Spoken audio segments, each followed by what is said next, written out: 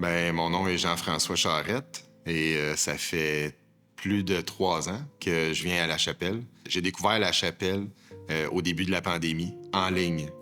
Donc, c'est là que j'ai commencé à suivre La Chapelle.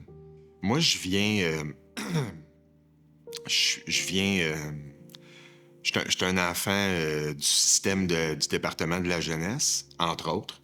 Euh, j'ai pas connu mon père enfant. Euh, Mon père a laissé ma mère quand elle était enceinte. Puis ma mère est tombée malade, très malade, quand j'avais 7 ans, approximativement 7 à 8 ans. Donc j'ai été placé dans des familles d'accueil. Fait que j'ai fait beaucoup d'intervalles. Euh, Mère, famille d'accueil, mère, famille d'accueil. Puis adolescent, ben là, j'ai commencé à faire des foyers de groupe. Puis là, ben, la délinquance est rentrée. Euh, le conflit d'autorité. J'étais très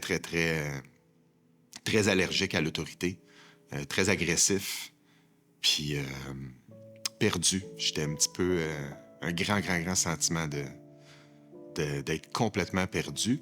Fait qu'adolescent, j'ai fait beaucoup de centres d'accueil aussi pour finalement sortir à 18 ans.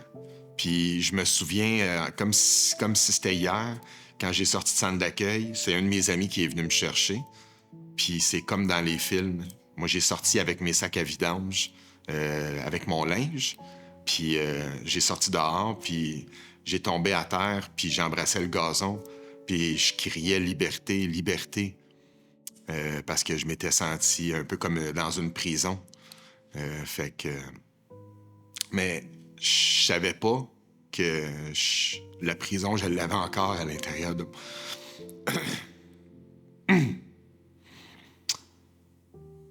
J'étais emprisonné. J'étais emprisonné à l'intérieur de moi. Donc, j'ai développé des problèmes de dépendance.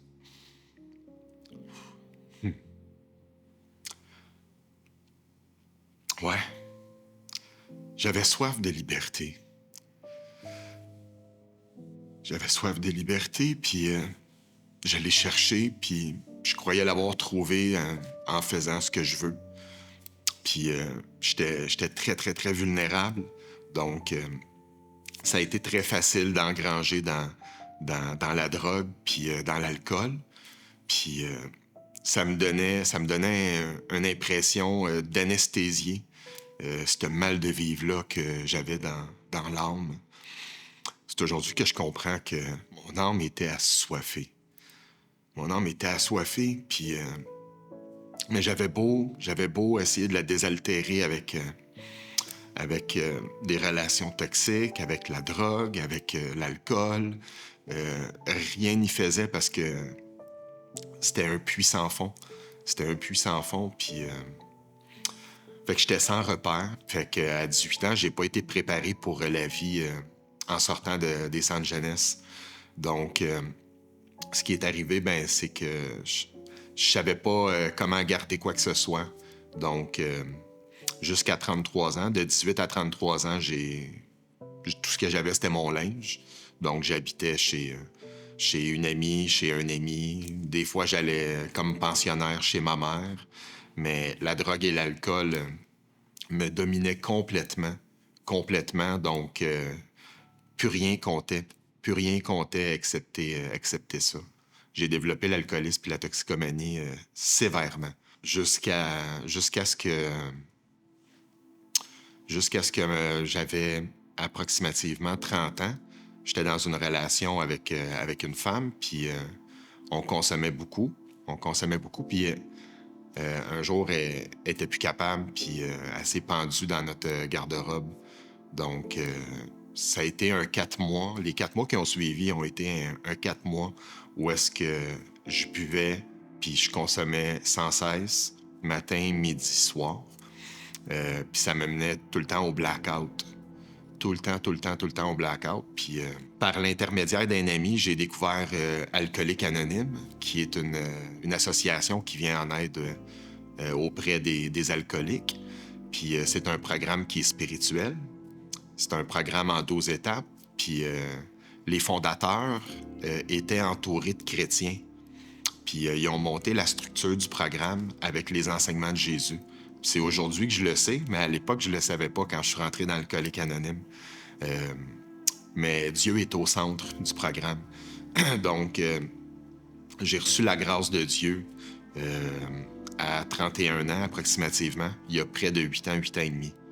Donc, Dieu m'a délivré de l'alcool, m'a délivré de la drogue, puis j'ai commencé à trouver un sens à ma vie.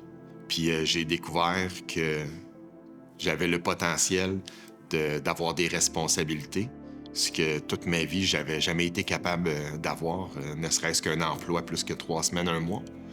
Donc, j'ai réussi à maintenir un emploi. J'ai eu mon premier appartement aussi, il y a 8 ans.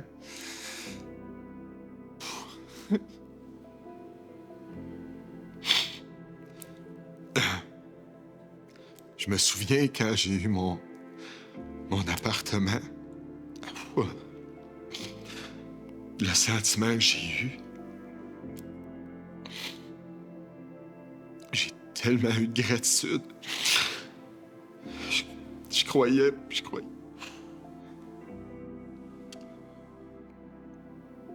Je croyais pas un jour que j'aurais un appartement. Parce que j'avais plus d'espoir.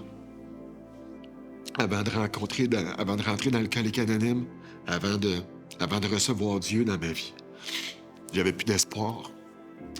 Puis à chaque petite victoire que j'avais, ça me remplissait de reconnaissance.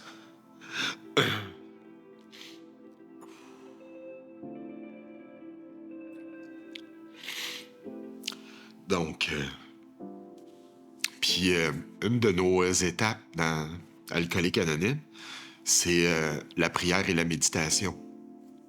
L'étape dit, par la prière et la méditation, nous avons approfondi notre relation avec Dieu. Fait que moi, c'est rentré fort dans ma vie, ça aussi, d'avoir une relation avec Dieu. Mon cœur a commencé à être transformé. Je commençais à plus me reconnaître. Il y a près de 4 ans, j'avais une amie que j'avais rencontrée dans l'Alcoolique Anonyme. Elle était chez moi, elle était venue prendre un café, puis c'est ça, fait qu'elle était en train de prendre un café, puis elle écoutait sur son cellulaire, avec ses écouteurs, une prêche, mais je savais pas que c'était ça qu'elle écoutait. Donc, moi, j'ai dit, tu pourras le brancher sur mon cinéma maison, puis elle osait pas, fait que j'ai dit, non, branche-le.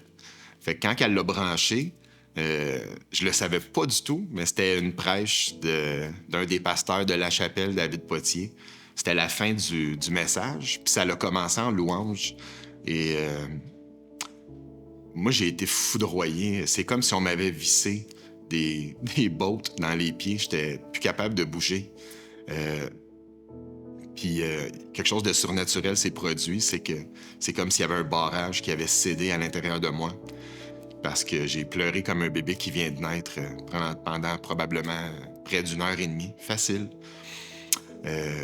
Comme si un aspirateur passait sur mon âme, puis prenait toute la souffrance, toute la peine, toute la déchéance, toute la souffrance que j'avais. C'est comme si un grand aspirateur passait. Donc, j'ai découvert à travers la chapelle, j'ai découvert Jésus. Moi, ça a été instantané.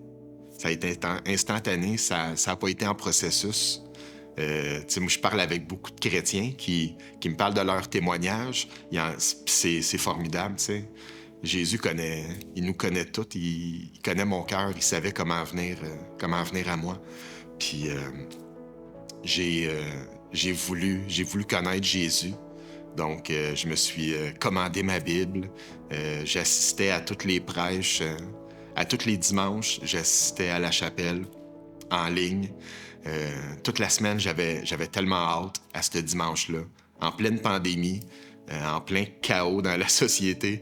Moi, j'étais chez moi, puis j'attendais avec hâte ce dimanche-là pour pour, pour en apprendre plus, pour me rapprocher de Jésus. Aujourd'hui, ma relation avec Jésus, c'est... il y a une intimité qui s'est faite. Il y a une intimité qui s'est faite. J'ai appris à approcher de Jésus sans honte, sans culpabilité, tel que je suis.